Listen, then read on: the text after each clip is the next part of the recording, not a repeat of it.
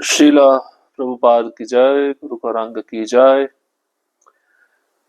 कल के सत्र में हमने श्रवण किया था किस प्रकार से गोपियां कृष्ण और बलराम का स्नान कराती हैं, उनका श्रृंगार करती हैं, एक एक आभूषण बड़े अद्भुत तरीके से वह उतारती हैं, स्वच्छ वस्त्रों से उनके अंगों को कोमलता से पोंछती है, फिर सुगंधित केसर, चंदन, कुमकुम का लेप लगाती हैं, सुगंधित इत्तर लगाती हैं,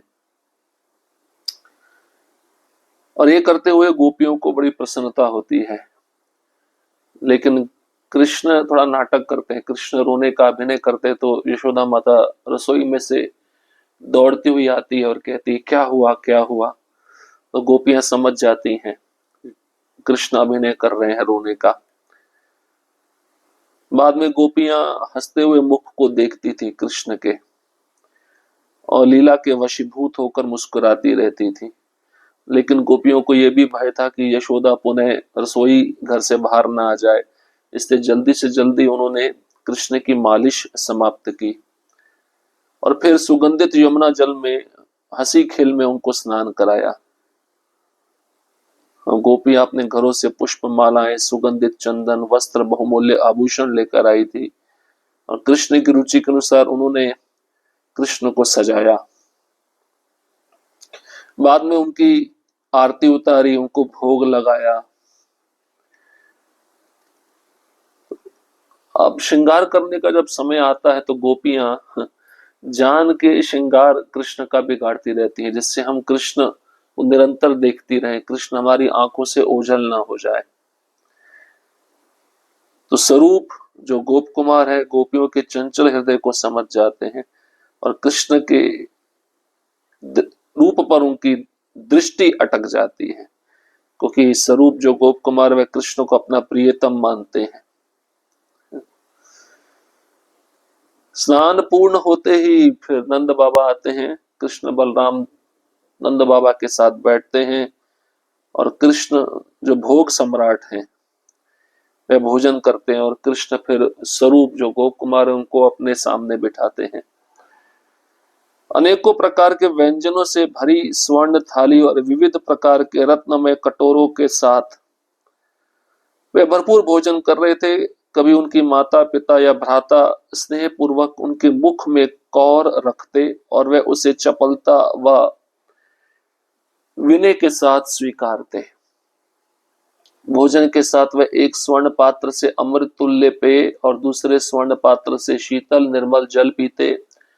प्रारंभ में उन्होंने गरम मीठा दूध जिसमें चीनी और घी मिला था, जलेबी, पूपा, फेनिका, मिष्ठान, घी में सिकी रोटियां, दूध दही से बने अनेक पकवान और मिष्ठान खाए।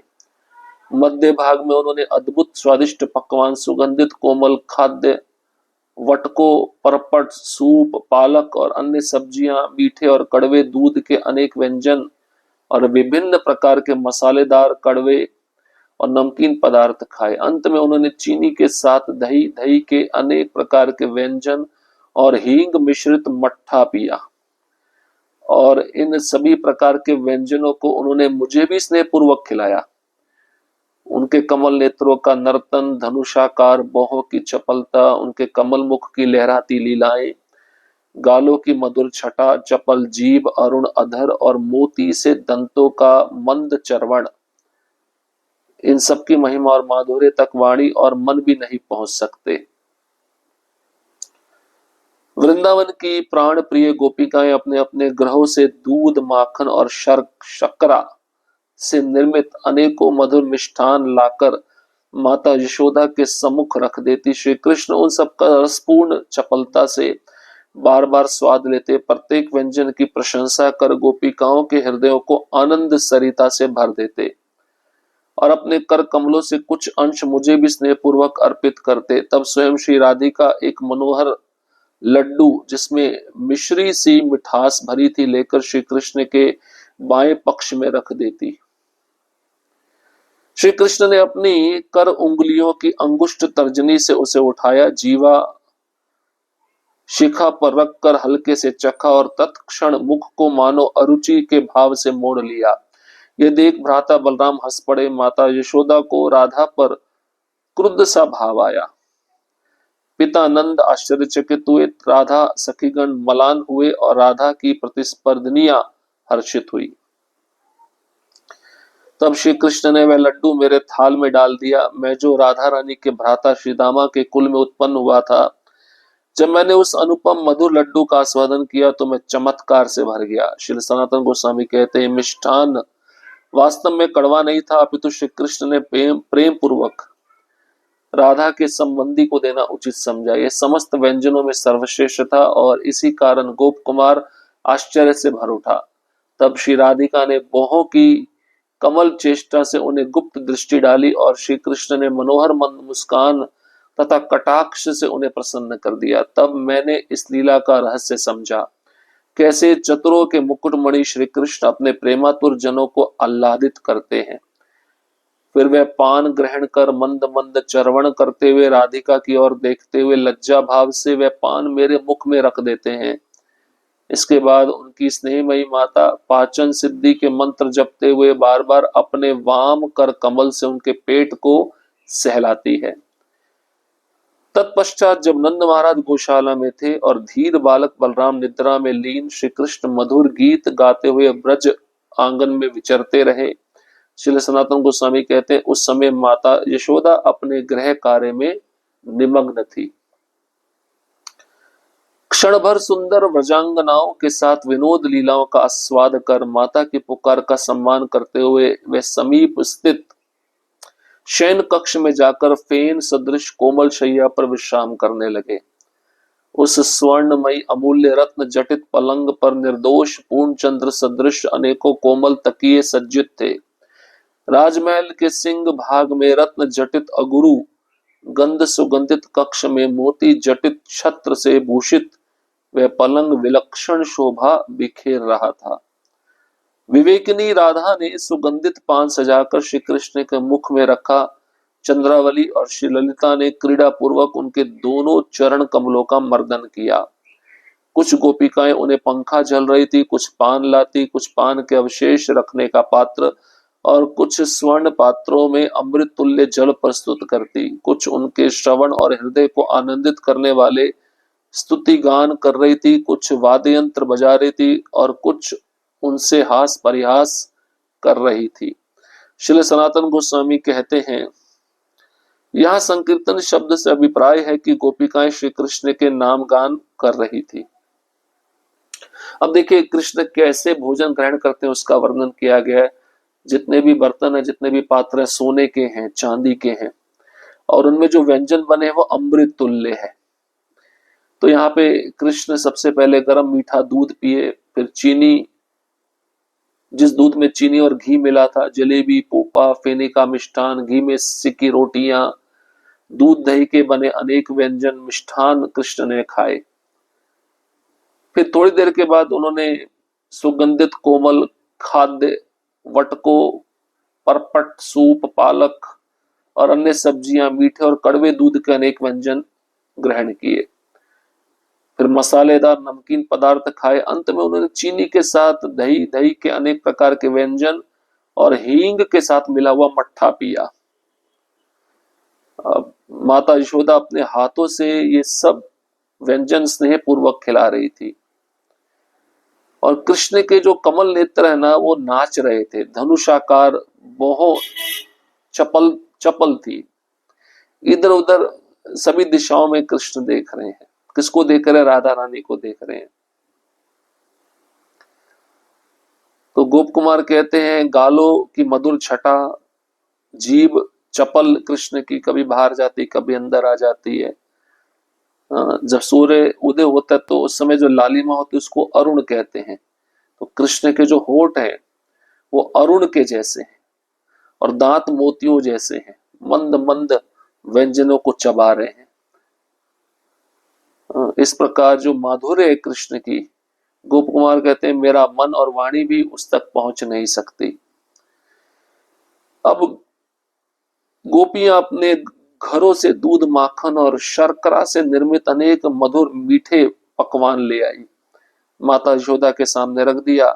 श्री कृष्ण सब पदार्थों को बार बार स्वाद ले रहे हैं और गोपियों की प्रशंसा भी कर रहे हैं, तुमने बहुत अच्छा व्यंजन बनाया है। और गोपियां सुनकर आनंद सरिता में डूब गई हैं।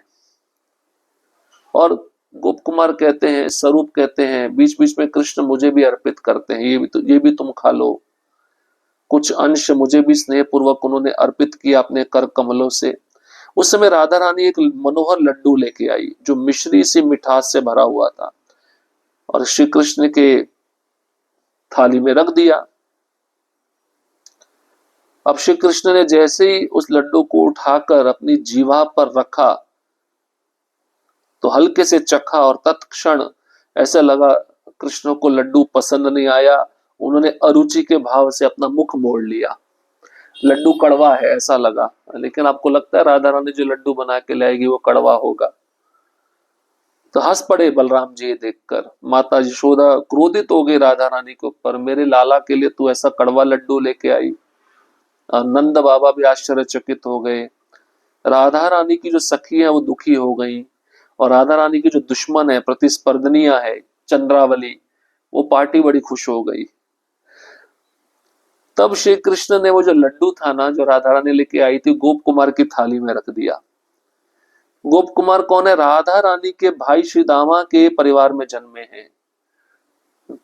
तो एक प्रकार से कृष्ण कहना चाहते हैं ये लड्डू तुम ही खाओ, तुम्हारे घर से आया है। और जब गोप कुमार ने कहा कि मैंने उस अनुपम मधुर लड्डू का आस्वादन किया तो मैं चमत्कार से भर गया। सनातन गोस्वामी कहते ये जो लड्डू था जो राधा रानी लेके आई थी ये कड़वा नहीं था। श्री कृष्ण ने प्रेम पूर्वक राधा रानी के संबंधी को देना ठीक समझा। ये समस्त व्यंजनों में लड्डू सबसे सर्वश्रेष्ठ था। तब राधा रानी ने बहुओं की कोमल चेष्टा से कृष्ण पर गुप्त दृष्टि डाली। ये जो बातें प्रत्यक्ष नहीं होती है, वो मोह से बातें होती है श्रीमती राधा रानी और कृष्ण की।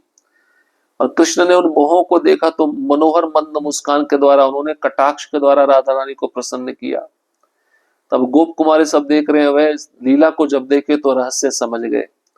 कृष्ण चतुरों के मुकुट मणि है, अपने प्रेमातुर जनों को वह आनंद प्रदान करते हैं। फिर कृष्ण ने पान ग्रहण किया, पान को धीरे धीरे चबाते हुए राधा रानी की ओर देखने लगे और लज्जा भाव से, शर्म से कृष्ण ने वो पान जो चबा रहे थे गोप कुमार के मुख में रख दिया। उसके बाद में माता रोहिणी और माता यशोदा पाचन सिद्धि के मंत्र गा रही है कि जो जो कृष्ण ने खाया वो पच जाए। और बार बार यशोदा माता कृष्ण के जो वाम है, कुक्षी है, पेट है, उदर है, उसको सहला रही अपने हाथों से। और नंद महाराज जब गौशाला में थे तो बलराम जी सो गए और श्री कृष्ण मधुर गीत गाते हुए ब्रज के आंगन में घूम रहे थे। उस समय यशोदा माता अपने घर के कार्यों में निमग्न थी। क्षण भर के लिए सुंदर गोपियों के साथ विनोद लीलाओं का आस्वादन कर,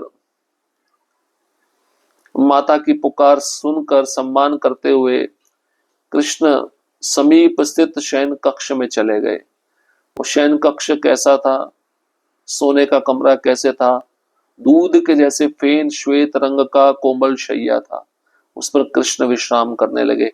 वो पलंग था वो सोने का था, उसमें अमूल्य रत्न जड़े हुए थे और उस पलंग पर पूर्ण चंद्र सदृश निर्दोष कृष्ण अनेकों कोमल तकिए के द्वारा सज्जित थे।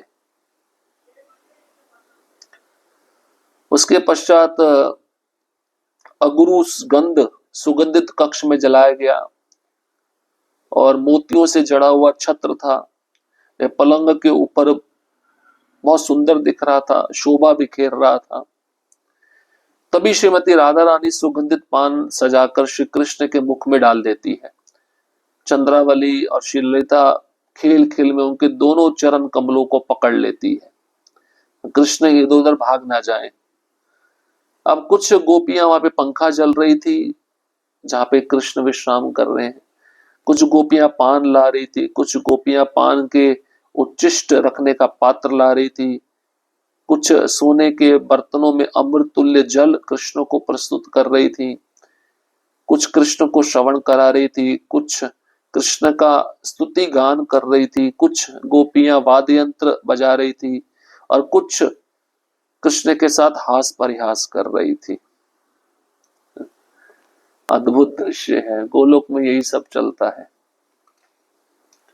इस प्रकार जब समस्त ब्रज सुंदरियां अपने हृदयों को महासख्य भाव की मधुरता में गलाकर श्री कृष्ण की सेवा कर रही थी, तब लीला मणि श्री कृष्ण ने अपने अधर स्पष्ट पान रस उन्हें प्रदान किए, ऐसा कि कोई भी ये ना जान सके कि अन्य गोपिका को भी ये सौभाग्य प्राप्त हुआ है। इस मधुर रीति से अपनी प्रियजनों को तुष्ट कर और श्रीमती राधा रानी की प्रेम पूर्ण वाणी से आह्लादित होकर चतुरों के सिर मौर श्री कृष्ण ने तत्काल अपने शयन लीला का आरंभ किया। उनकी बोहों के नर्तन रूप संकेत पाकर सब गोपिकाएं, जिनके मन आनंद समुद्र में डूबे हुए थे, अपने अपने ग्रहोन्मुख हुई।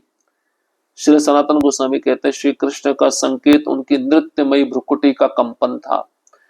तब श्री दामा मुझे सावधानी पूर्वक अपने घर ले गए। उस रात्रि में श्री कृष्ण ने और कौन सी लीलाएं की, ये मैं नहीं कह सकता।